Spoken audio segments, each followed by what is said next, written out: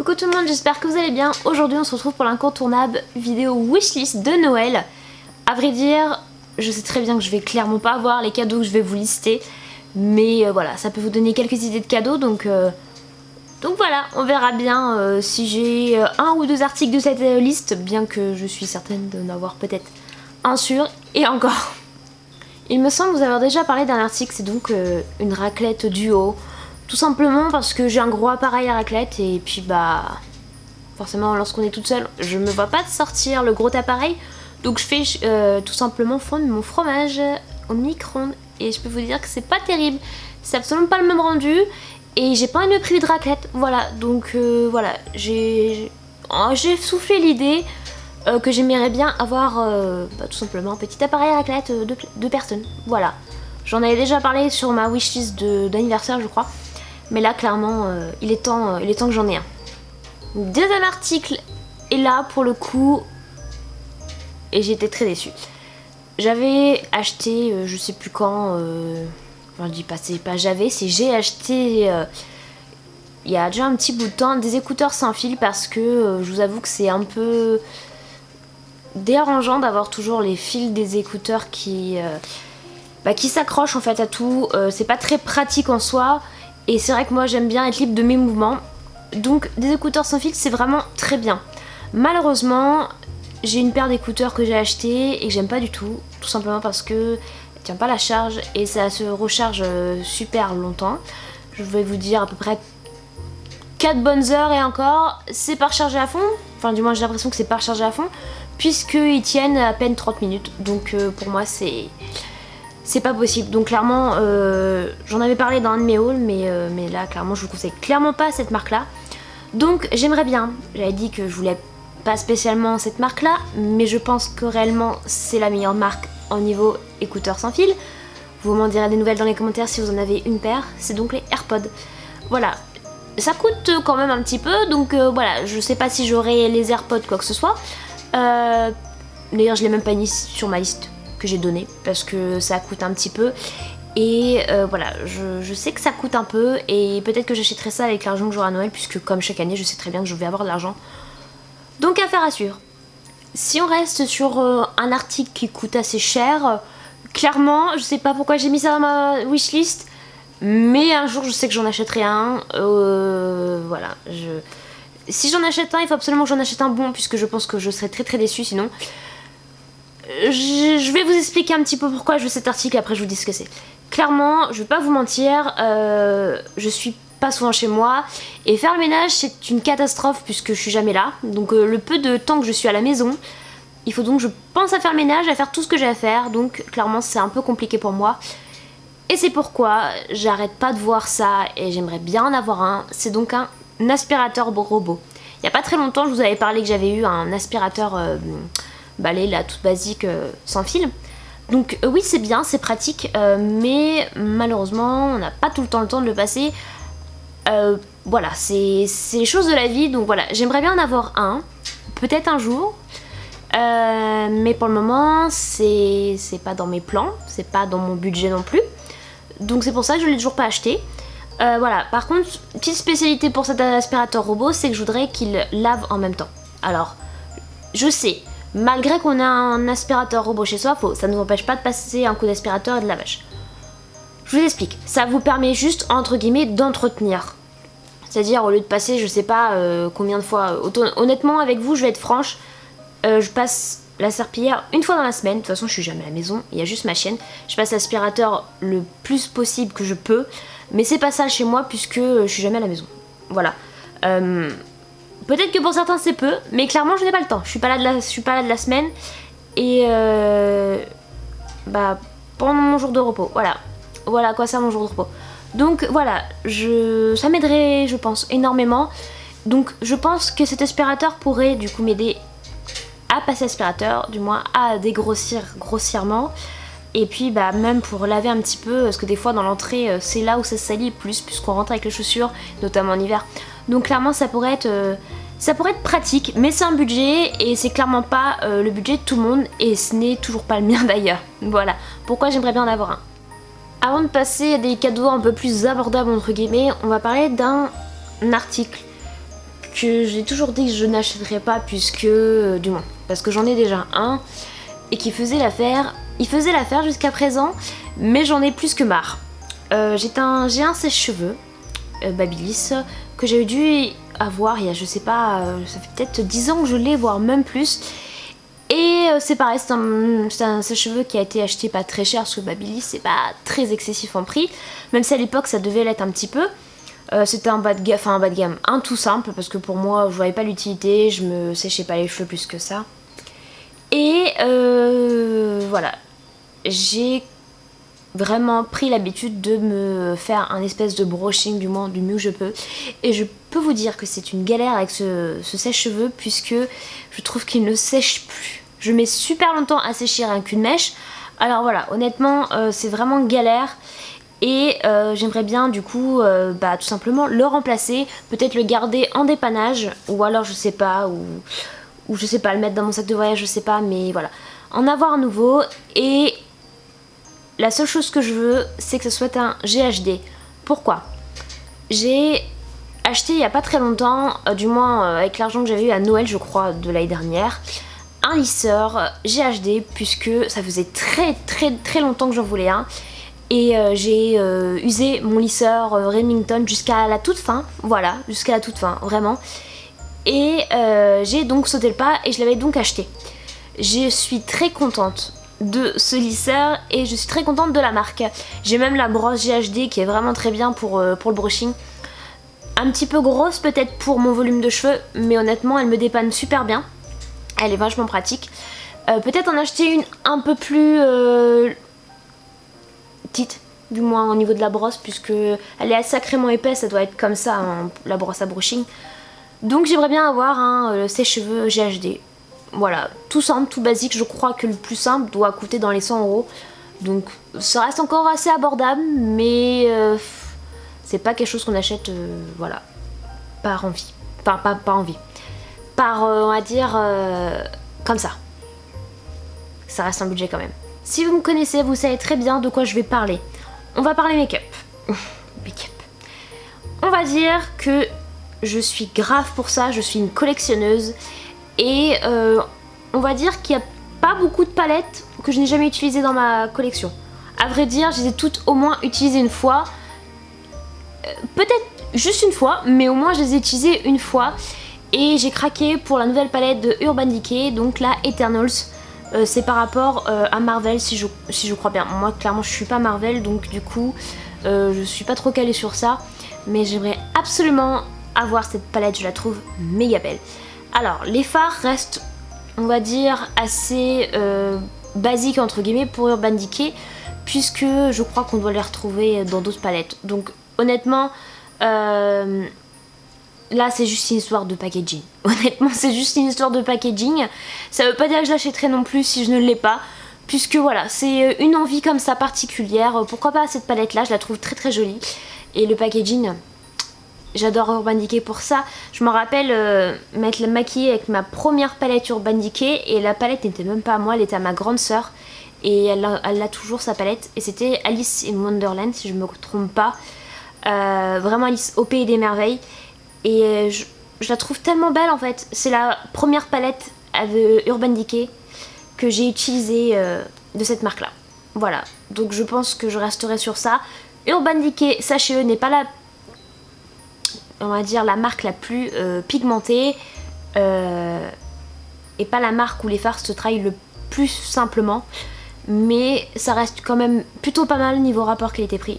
Et encore des fois c'est un peu exagéré, puisque je crois que celle-là doit coûter 67 € si je me trompe pas. Donc ça reste un peu cher. Donc clairement mon dernier achat coup de cœur Urban Decay, je crois que c'était la palette de Game of Thrones. Et j'avais eu du mal à la trouver puisque je l'avais trouvée sur Vinted. Bah oui, parce que les collections limitées comme ça, on a du mal à les retrouver. Et j'avais réussi à l'avoir à un prix plutôt abordable pour une collection limitée. Voilà, j'étais plutôt contente de moi.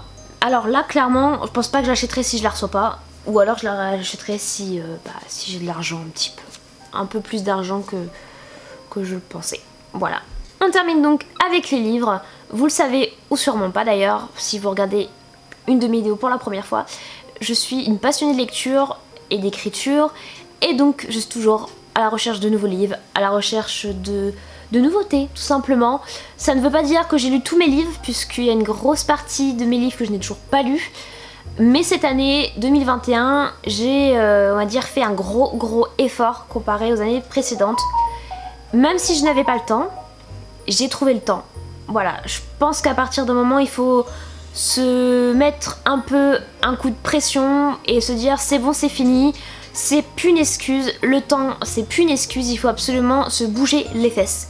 Donc clairement c'est un peu ce que j'ai fait et je suis plutôt contente puisque j'ai dépassé on va dire les livres que je devais lire, enfin du moins le nombre de livres que je devais lire dans l'année. Donc je suis assez contente de moi, clairement je lis plusieurs livres à la fois, alors voilà c'est tout un micmac, mais je me souviens de toutes les histoires en grosses lignes du moins et surtout mes coups de cœur.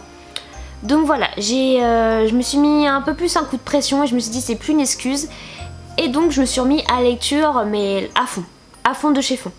Donc clairement, vous le savez, Outlander, je lis Outlander depuis je sais plus combien de temps. Malheureusement j'ai toujours eu du mal à lire les livres puisqu'ils sont très longs, c'est des gros pavés, c'est super long. Et grâce à Audible j'ai réussi du coup à lire les livres facilement puisqu'Audible c'est un livre audio. Donc on vous raconte l'histoire. Moi j'utilise énormément dans ma voiture puisque les longs trajets servent à ça.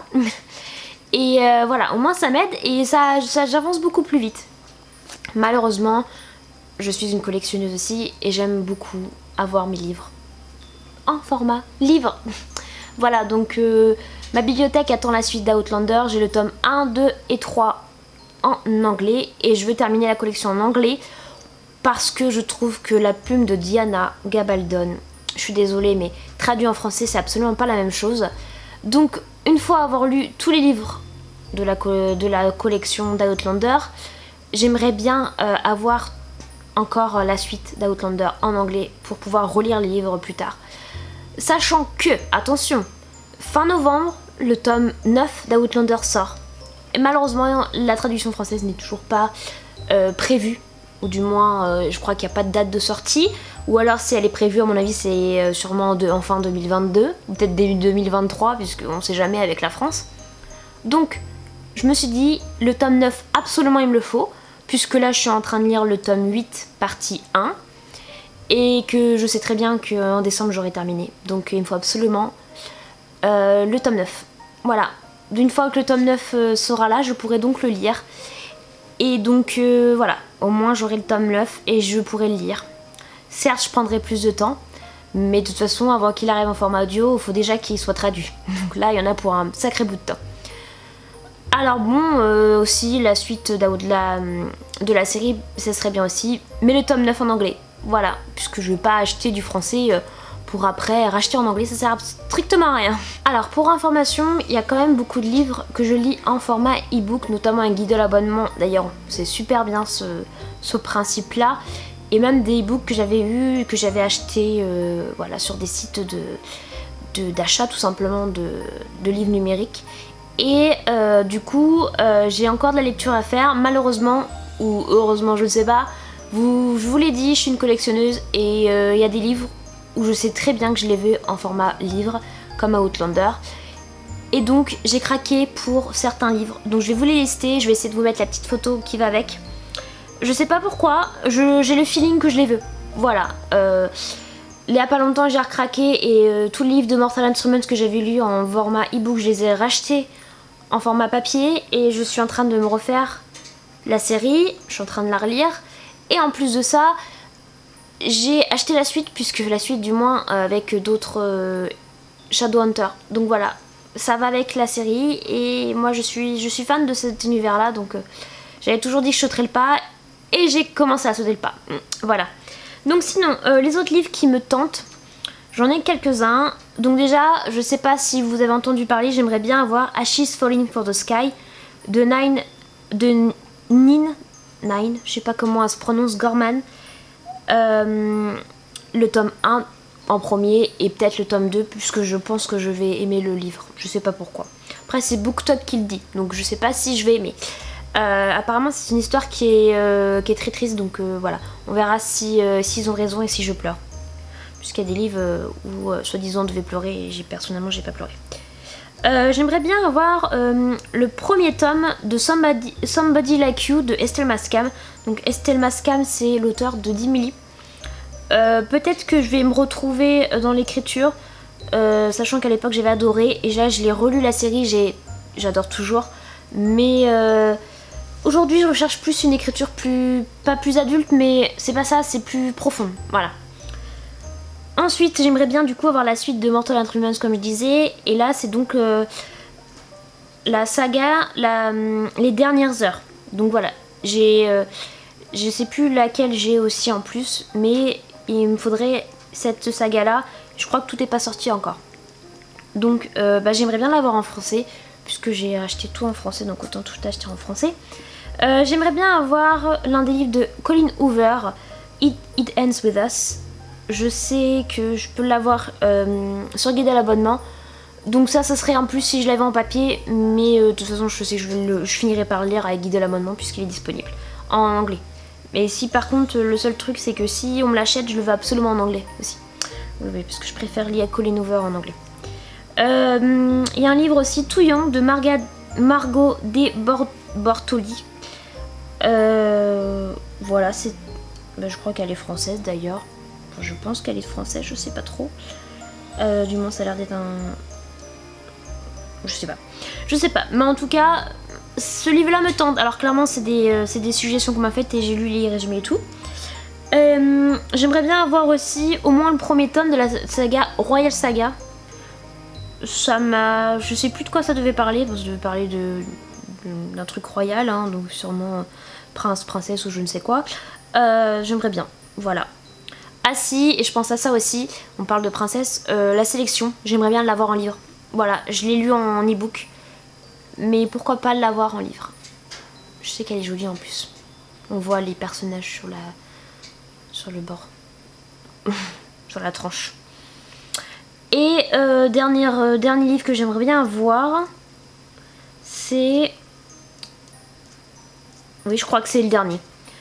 Au moins le premier tome de la série à Cotard. Donc Un palais d'épines et de roses de Sarah J. Maas. Je ne connais pas l'auteur. J'ai un livre d'elle que j'ai toujours pas lu, qui est stocké quoi, que j'avais acheté. Mais j'aimerais bien lire cette série parce que c'est une série fantastique et qu'apparemment ça envoie du lourd. Donc j'aimerais bien la lire, cette série là. Donc au moins avoir le premier tome pour commencer. Ah si, et le dernier livre que je n'ai pas dit, c'est du coup Nous âmes tourmentées de Morgane Moncombe, qui est donc une auteure, auteur, les deux se disent, française, voilà, qui est éditée avec Hugo, je crois, je sais plus, hein, oui, avec Hugo Roman. Donc voilà, j'aimerais bien l'avoir. Alors forcément, avant qu'on me dise quoi que ce soit, je suis pas fan des formats poche, donc en format broché. Voilà. Certes c'est plus cher, mais je trouve les formats poche pas ridicules, mais des fois si. Bien que j'ai quand même des formats poche, puisque dans certaines collections, certaines éditions, c'est que des formats poche. Voilà, donc c'est un peu dommage, mais je suis pas fan des poches. Voilà, c'est un tic. Voilà, j'y peux rien. Et voilà pour cette petite vidéo wishlist, j'espère que ça a pu vous donner quelques idées. Clairement, je vous l'ai dit, je suis consciente que j'aurai clairement pas tout ça. J'aurai peut-être un article et encore, ça c'est vraiment peu dire parce qu'honnêtement, je me fais toujours une wishlist mais c'est jamais réellement ce que je reçois. Donc voilà, j'espère que ça a pu vous donner quelques idées. Je sais que vous allez me dire que c'est peut-être encore tôt, mais aujourd'hui nous sommes donc le 17 novembre. Et quand je vais poster cette vidéo là, je ne sais pas quand est-ce qu'elle va sortir. Donc ça se trouve on sera peut-être en mois de décembre. Et puis même si on ne l'est pas, de toute façon j'espère pour vous que vous commencez à faire vos cadeaux à l'avance quand même. Et pas à la semaine de Noël. Voilà, je déteste faire mes cadeaux la semaine de Noël. Je peux pas. Déjà il y a trop de monde dans les magasins. Et comme j'aime énormément faire les cadeaux de Noël dans les magasins, forcément ça aide pas. Et je me sens pressée. Voilà. Et je sais lorsqu'on a des budgets à tenir, on aime bien commencer petit à petit. Voilà. J'espère que vous ne faites pas partie. En attendant une prochaine vidéo, je vous fais de gros bisous et à bientôt. Bisous, à bientôt.